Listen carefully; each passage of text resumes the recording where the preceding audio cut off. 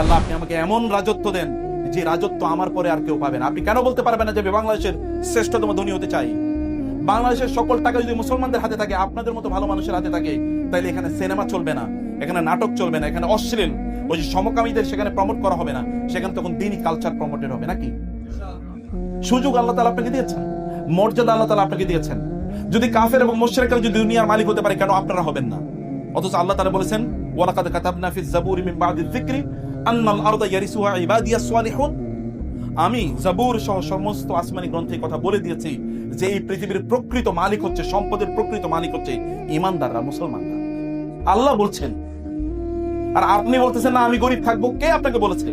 যদি কোনো আলেম আপনাকে কথা বলে থাকে যে গরিব হওয়া এটা ইসলাম অনুমোদন, এটা ইসলাম এনকারেজ করে, তাহলে তিনি জুলুম করেছেন ইসলামের উপর। যদি কেউ বলে থাকে অথবা তিনি মিস আন্ডারস্টুড ইসলাম, ইসলামকে বুঝে নিলেন। আল্লাহ সুবহানাহু ওয়া তাআলা আমাদেরকে সম্মানিত করে বানিয়েছেন। আপনি আপনার নিজকে অসম্মানিত করতে পারেন, আপনি হাত পাততে পারেন না মানুষের কাছে। সাহাবায়ে কেরাম 7 জন সাহাবীর আমি একটা জীবনী পড়েছিলাম। সাহাবীরা তাদের রাসূল সাল্লাল্লাহু আলাইহি ওয়াসাল্লামের কাছে তারা আসলেন এবং রাসূল তাদের হাতে হাত রেখে বায়াত করলেন এবং বললেন তোমরা এরপরে কোনো মানুষের কাছে কোনো কিছু চাইবা না। তারা বলেন এরপরে আমাদের গোটা জীবনে আমরা মানুষের কাছে কোনো কিছু চাইনি, চাইছে আমরা আল্লাহর কাছে। কোরআনে আল্লাহ সুবহানাহু ওয়া তাআলা আরেকজন কথা বলেছেন, ইয়াসআলুনাকা আন যিল কারনাইন কুল সাআতলু আলাইকুম মিনহু যিকরা। যুলকারনাইন আলাইহিস সালাতু ওয়াস সালাম কথা আল্লাহ তাআলা বলেছেন এবং আল্লাহ তাআলা বারবার বলেছেন সুম্মা আতবাআ সাবাবা সুম্মা আতবাআ সাবাবা। অর্থাৎ যুলকারনাইন আলাইহিস সালাতু ওয়াস সালামকে আল্লাহ তাআলা এমন প্রপার্টি প্রদান করেছেন, এগুলোকে ব্যবহার করে তিনি পৃথিবীর এই প্রান্ত থেকে ওই প্রান্তে ঘুরে ঘুরে বেরিয়েছেন। ইকুইপমেন্ট, প্রপার্টি, ওয়েলথ, এরকম অসংখ্য ঘটনা কোরআনে আল্লাহ সুবহানাহু ওয়া তাআলা জানিয়ে দিয়েছেন। আপনার সূরাতু আল মাউন পড়েন, আরাআইতাল্লাযী ইউকাযযিবু বিদ্দীন ফাযালিকাল্লাযী ইয়াদউল ইয়াতীম। আল্লাহ তাআলা এখানে দ্বীনকে প্রত্যাখ্যান এবং ইয়াতীমকে দান সাদাকা না করা, তাকে তাড়িয়ে দেয়া, এই দুটাকে প্যারালাল বলে ঘোষণা করেছেন। আপনার নিজকে এরকম একটা এলিট স্ট্যাটাসে নিয়ে যেতে পারেন না? কেউ যদি আপনার কাছে চায় তাহলে পকেটে যা আছে তা দিয়ে দেন এবং আপনার মনটা অনেক ভালো থাকে। এরকম মন করা এটা তো আপনার অধিকার। আপনার মনটাকে এরকম প্রফুল্ল রাখা যে আমার যা মনে চায় আমি তা দিতে পারি, কারণ আমার এত পরিমাণ আল্লাহ তাআলা দিয়েছেন, আমার যা মনে চায়। I don't fear any poverty. আমি দারিদ্র্যের ভয় করি না, কারণ আল্লাহ আমাকে এত দিয়েছেন, আমি দিয়ে শেষ করতে পারবো না। এরকম জায়গা তো আপনি নিতে পারেন আপনি নিজকে ইচ্ছা করলে। মানে অনেকে এমন হচ্ছে যে আয় ইনকাম করলে আরেকজনের দেয়া লাগবে, এই কারণে তিনি আয় ইনকাম করতে চান না। নো, আপনার সম্পদ, আপনার মাকে আপনি একটা ভালো জায়গা রাখবেন, আপনার বাবাকে ভালো জায়গা, আপনার বোনেরা কষ্টে আছে তাদেরকে প্রচুর পরিমাণ সম্পদ দেন না আপনি। আপনার এলাকার লোকদেরকে আপনি প্রচুর পরিমাণ দেন, আপনার আত্মীয় স্বজনকে প্রচুর পরিমাণ দেওয়ার জন্য কমপক্ষে ইনকাম করে যে তাদেরকে আমি দেবো। আপনার মা বলুক, আপনার মাকে আপনি প্রতি বছর হজ উমরায় নিয়ে যান না, এটুকু মায়ের প্রতি করেন, পরের জন্য আপনার টাকা লাগবে। আপনার বাবাকে আপনি হজ উমরায় নিয়ে যান প্রতি বছর, আপনি যেতে পারলেন না কাউকে পাঠিয়ে দেন, স্পন্সর করেন, এটা করার জন্য আপনি ইউনিট মানি। আপনার এলাকায় লোকজনের যেন তৃপ্তি ভরে তারা নামাজ আদায় করতে পারে, একটা মসজিদ করে দেন। এলাকার বাচ্চারা যেন দিন শিখতে পারে, এই কারণে একটা কি একটা মাদ্রাসা করে দেন, একটা পাঠাগার করে দেন যেখানে আপনি 1000 বই কিনে দিতে পারবেন। এই জন্য ইউনিট মানি। আপনি মানি ছাড়া কিভাবে সম্পদ ছাড়া একটা পাও তো আপনি নামতে পারবেন না, আগাতে পারবেন না। কিন্তু সম্পদকে তাহলে আপনি কেন? আমরা সম্পদকে ছেড়ে দিছি, আর ইহুদিরা সম্পদকে, খ্রিস্টানরা সম্পদকে নিয়ে গেছে, আর এখন আমরা কি ভিক্ষার মতো করে ওদের কাছে হাত পেতে থাকি। গোটা মুসলিম বিশ্বটা একটা ভিক্ষুক জাতিতে পরিণত হয়েছে। অথচ আল্লাহ সুবহানাহু ওয়া তাআলা ভিক্ষাবৃত্তিকে আল্লাহ তাআলা ডিসডেইন করেছেন। আপনারা জানেন হাদিসে এসেছে রাসূল সাল্লাল্লাহু আলাইহি ওয়াসাল্লাম আল্লাহর কাছে ভিক্ষা থেকে, দারিদ্র থেকে আল্লাহর কাছে মুক্তি চেয়েছেন। আল্লাহুম্মা ইন্নী আউযু বিকা মিনাল কুফরি ওয়াল ফাকর ওয়া আউযু বিকা মিন আযাবিল কবরি লা ইলাহা ইল্লা আনতা। তিনি দোয়া করতেন, হে আল্লাহ, আমি তোমার কাছে কুফরি এবং দারিদ্র দুটো থেকে আমি কি চাই? আশ্রয় চাই। তুমি আমার এই কুফরি এর মাধ্যমে পরীক্ষায় ফেলো না, দারিদ্রের মাধ্যমে পরীক্ষায় ফেলো না। দারিদ্রটা পরীক্ষা। আমি বহু দরিদ্র লোককে কুফরি করতে দেখেছি, কিন্তু আমি খুব কম লোকের, ধনী লোককে আমি কুফরি করতে দেখেছি, মানে যাদের ঈমান আছে। মুসলিমদের কথা বলছি, অমুসলিমদের কথা আমি বলছি না। আমি গ্রাম অঞ্চলে এবং শহরে দেখি দিনদারি গরিব লোকদের মাঝে এখন কম, এখন কম। কোন এক সময় হয়তো ছিল, কিন্তু এখন কম। কারণ আল্লাহ রাসূলের কথা তো মিথ্যা হতে পারে না। দারিদ্র মানুষকে কুফরির দিকে নিয়ে যায়, এটা তো মিথ্যা হতে পারে না। দারিদ্রকে সেলিব্রেট করা, এটা ইসলাম অনুমোদন করে না। আপনাকে দারিদ্রের, নিজকেও দারিদ্র থেকে বের করে নিয়ে আসা এবং অন্যদেরকে, নিজেরা তো আপনার বের হবেনি, অন্যদেরকে দারিদ্র থেকে বের করে নিয়ে আসার কাজ আপনাকে করতে হবে। প্রিয় ভাইরা, আপনার যখন আবাসনের কথা আমি বলছি, একজন মানুষের জন্য সুন্দর একটা আবাসনে করে দেওয়ার একটা ব্যবস্থা করে দেয়, কি অসাধারণ কাজ। এর চেয়ে উত্তম কোনো কাজ আমি দেখিনি দুনিয়াতে। কারণ একজন মানুষ একটু নিরাপদে তার মাথাটা বসতে পারবে এমন একটা জায়গায় আপনি কাজ করছেন। সুবহানাল্লাহ বিহামদি। তার একটা বাসা নির্মাণের জন্য একটা কাজ করলেন, সুবহানাল্লাহ বিহামদি। কি বিশাল নেয়ামতপূর্ণ একটি কাজ আপনার করার সুযোগ আল্লাহ সুবহানাহু ওয়া তাআলা আপনাদেরকে করে দিয়েছেন। সম্পদের প্রতি আমাদের দৃষ্টিভঙ্গি যেন কোনো অবস্থায় খারাপ না হয়। রাসূল ইসলাম বলেছেন, আল্লাহর কাছে আল গানি আশ-শাকির খায়রুম মিনাল ফাকির আস-সাবির।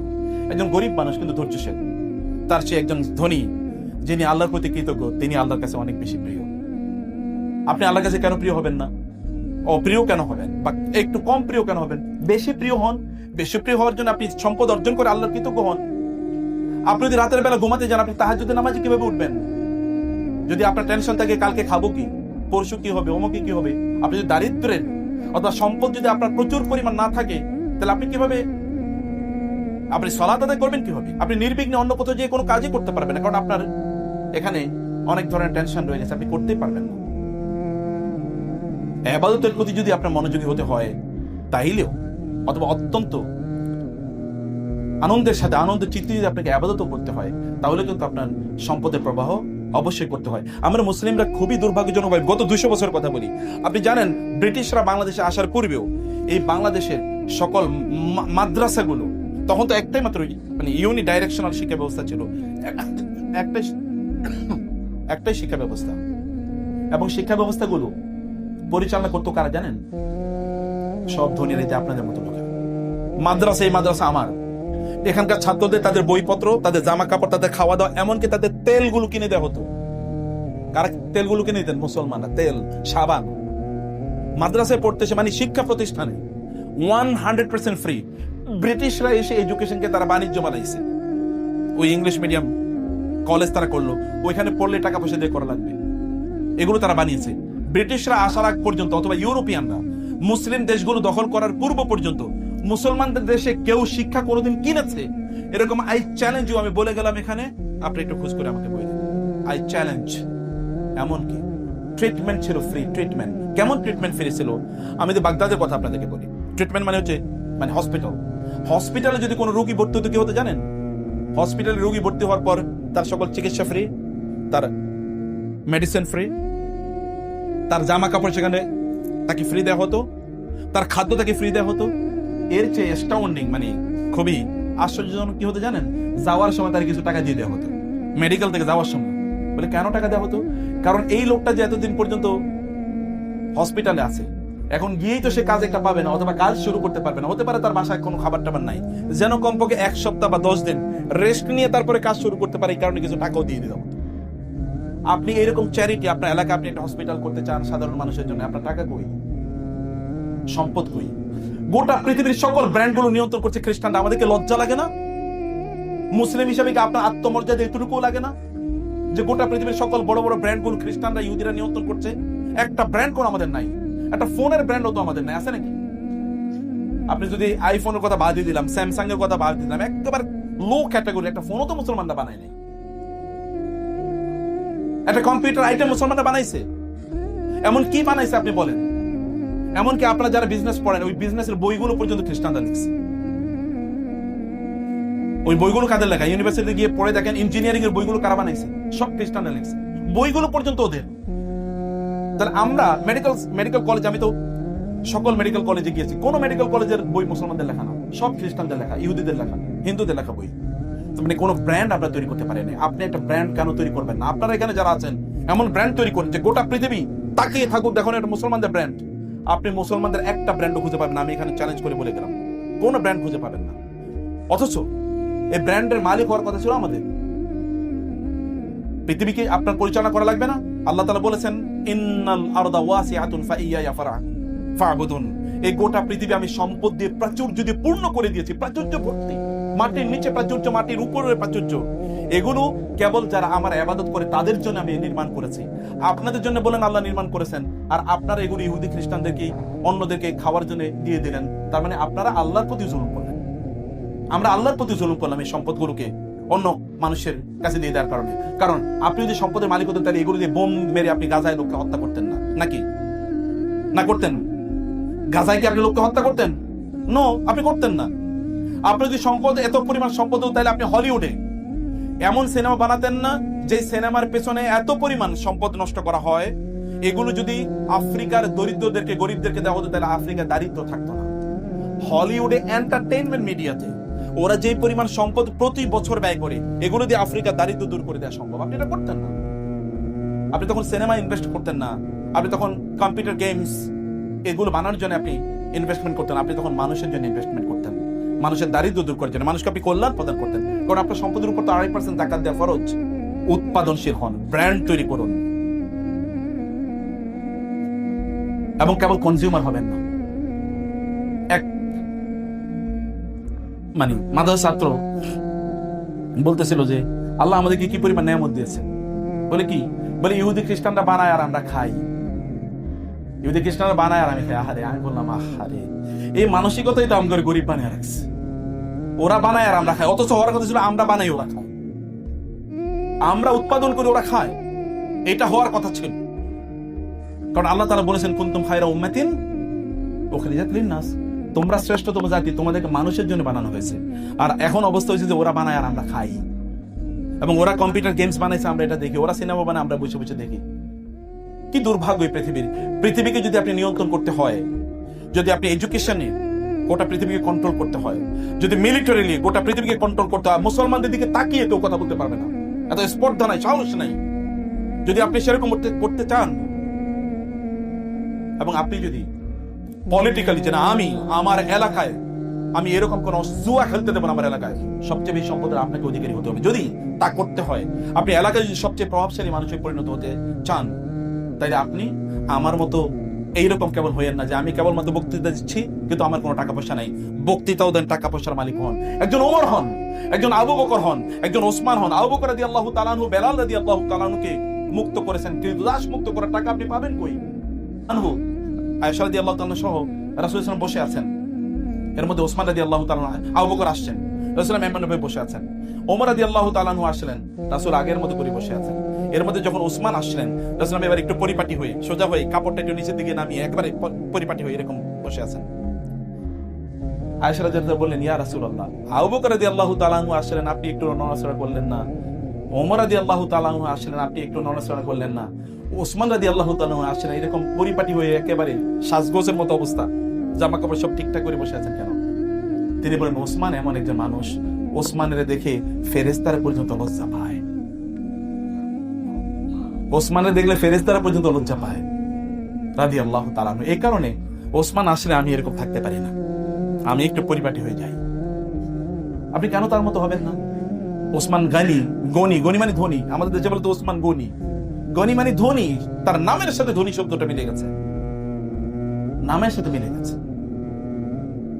আরো বেশি যে আমাদের ওস্তাদরা বলতে পারবেন, বিলিয়নস অফ সরি আমি একটু হালকা অসুস্থ, বিলিয়নস অফ ডলার্স এর বই আরবরা তারা কি করেছে জানেন? এগুলোকে পিডিএফ করে সব ফ্রি করে দিয়েছে। আমরা তো ছোটবেলায় প্রচুর পরিমাণ বই কিনতে হতো, আমাদেরকে এত টাকা পয়সা, এত বই কিনবো কি দিয়ে, সম্ভব ছিল না। কিন্তু এখন এগুলো সব অ্যাভেলেবল। আমার একটা প্যাড আছে, আইপ্যাড, এই আইপ্যাডে ধরেন কমপক্ষে 10,000 বই আছে, কিতাব আছে। এই 10,000 কিতাব যদি কিনতাম তাহলে আমি জানি না এটা কয় কোটি টাকা। এগুলো সব ফ্রি করে দিয়েছে। আয়েজ আল কারনি সৌদি আরবের একজন বড় দায়ী, উনি বলেন, আমি একবার এক অঞ্চলে গেলাম, একজন লোকের সাথে সাক্ষাৎ হলো। আমার সাক্ষাৎ হওয়ার পর তিনি একজন মহিলা, ভেতর থেকে মহিলা আমাকে বলেন যে শেখ, আপনার সাথে আমার একটা ইস্যু আলোচনা করা আছে। বলে কি? বলে আমার এরকম কয়েক বিলিয়ন টাকা আছে আমার, আমি ভাবলাম যে এগুলোকে একটা ভালো কাজে ব্যয় করি, কি কাজে ব্যয় করা যায় আমি চিন্তা করছিলাম। পরে আমি ভাবলাম যে এই যে আমাদের প্রাচীন আত-তুরাসুল আরবি, আত-তুরাসুল ইসলামী বলা হয়, মানে প্রাচীন ইসলামিক হেরিটেজ, আমি এগুলোকে সব পিডিএফ করে তারপরে মানুষকে ফ্রি বিতরণ করবো। বলে অসাধারণ কাজ। গোটা পৃথিবীতে কোটি কোটি কোটি কোটি মাদ্রাসার ছাত্র অথবা যারা পড়াশোনা করে আরবি ভাষায়, এরা এখন এগুলো সব ফ্রি ডাউনলোড করে তারপরে তারা পড়াশোনা করতেছে। একজন মানুষ সম্পদের তার প্রোডাক্টিভ ইউজ দেখেছেন কি? বোনেরা, আমি আপনাদেরকে বলবো যে আপনি একটা ব্র্যান্ড ডেভেলপ করেন, আপনার প্রোডাক্টিভ হন। যতদিন বেঁচে আছেন ততদিন পর্যন্ত প্রচুর পরিমাণ সম্পদ উপার্জন করে মানুষের জন্য করেন। যদি আপনি জান্নাতুল ফেরদাউসে থাকতে চান, চ্যারিটি করেন, যদি যাকাত দিতে চান, যদি হজ করতে চান, এবং যদি আপনি ইসলামের 5টি স্তম্ভকেই আপনার জীবনে আপনি বাস্তবায়ন করতে চান। রাসূলুল্লাহ সাল্লাল্লাহু আলাইহি ওয়াসাল্লাম বললেন, নামাজের পর, ফজরের পর তোমাদের মাঝে আজকে কে রোজা রেখেছে? আবু বকর দাঁড়িয়ে বলেন আমি। আজকে কে মিসকিনকে খাবার দিয়েছে? আবু বকর বলেন আমি। ঠিক আছে? এরকম আজকে কি জানাজা অংশগ্রহণ করছে? তিনি দাঁড়িয়ে বলেন আমি। এরকম অনেকগুলো প্রশ্ন করে সবগুলো দাঁড়িয়ে কে বলে? একজন বলছে আবু বকর রাদিয়াল্লাহু বলেন আমি। রাসূলুল্লাহ সাল্লাল্লাহু আলাইহি ওয়াসাল্লাম বললেন যে এই সবগুলো কাজ করে জান্নাত তাকে প্রত্যেকটা দরজা দিয়ে ডাকবে যে তুমি আসো আমার দিয়ে ঢুকো, তুমি আসো আমার দিয়ে ঢুকো, তুমি আমার দিয়ে ঢুকো। যে সকল দরজা তাকে বলবে একটু আপনি আমার দরজা দিয়ে ঢুকেন না, আপনি ঢুকলে আমি একটু সম্মানিত হই, মহান হই। আপনি জানেন চ্যারিটির একটা দরজা আছে, হজের দরজা আছে, এবং নাম আপনার রোজা অনুযায়ী আপনারা জানেন তো আর রাইয়ান ইউকাল লাহু রাইয়ান, জান্নাতে রাইয়ান নামে একটা দরজা আছে। এইরকম নামাজের দরজা আছে, যাকাতের দরজা আছে, হজের দরজা আছে। আপনি কেন সবগুলো ইবাদত করবেন না? সব দরজা আপনাকে বলবে ভাই বোন একটু আমাদের দিয়ে আপনি যান না, তাহলে আমি একটু সম্মানিত হই, একটু মর্যাদাবান হই। আপনি কেবল একটা নিয়ে কেন আছেন যে আমি শুধু নামাজ পড়তেছি, নামাজি মুসলমান? বাকিগুলো আপনাকে করতে হবে না? বাকিগুলো করতে হলে অবশ্যই অবশ্যই সম্পদের জন্য কাজ করতে হবে, সম্পদ উপার্জন করেন। কিন্তু আরো পার্ট আছে সম্পদ কেবল আমি কেন করবো, that is a different discussion. আমি কেবল আপনাদেরকে বলতে চাই একটা মুহূর্ত নষ্ট করা যাবে না। ব্র্যান্ডটাকে ডেভেলপ করেন, পার্সোনাল ব্র্যান্ডিং ডেভেলপ করেন। আপনাকে লোকেরা বিশ্বাস করবে, আপনার প্রতিষ্ঠান লোকেরা দৌড়ে আসবে এবং অন্যরা আপনাকে এক্সাম্পল হিসেবে দেখবে, দেখা ওই যে অমুকে তাকাও, তিনি কিভাবে ব্যবসা করছেন, তিনি কিভাবে পরিচালনা করছেন। এরকম নিজেদেরকে ডেভেলপ করুন, প্রচুর পরিমাণ সম্পদের অধিকারী হয়ে নিজের জন্য করেন, নিজকে উন্নত মুসলমান বানান এবং আপনার আত্মীয়স্বজন, আপনার পাড়া প্রতিবেশী তার জন্য করেন এবং দিনের জন্য করেন। দিনের জন্য করতে হলে, প্রোডাক্টিভলি করতে হলে সময়কে নষ্ট করা যাবে না। নামাজ শেষ তারপরে বেরিয়ে পড়ুন, আবার দৌড়ে যান, যখনই আজান হবে তখন সব বন্ধ, আবার যান নামাজ, আবার দৌড়ে আসুন, আবার নামাজ। বিটুইন সালাত এন্ড বিজনেস, দুটোর মধ্যখানে, বিটুইন প্রেয়ার এন্ড বিজনেস, দুটোর মধ্যখানে নিজের জীবনকে তৈরি করে মুজাহিদদের কাতারে যেন আমাদেরকে নিজেদেরকে নির্মাণ করতে পারি এবং নবীদের সাথে যেন আমাদের জান্নাত আমরা নিশ্চিত করতে পারি। আল্লাহ সুবহানাহু ওয়া তাআলা আমাদেরকে সেই তৌফিক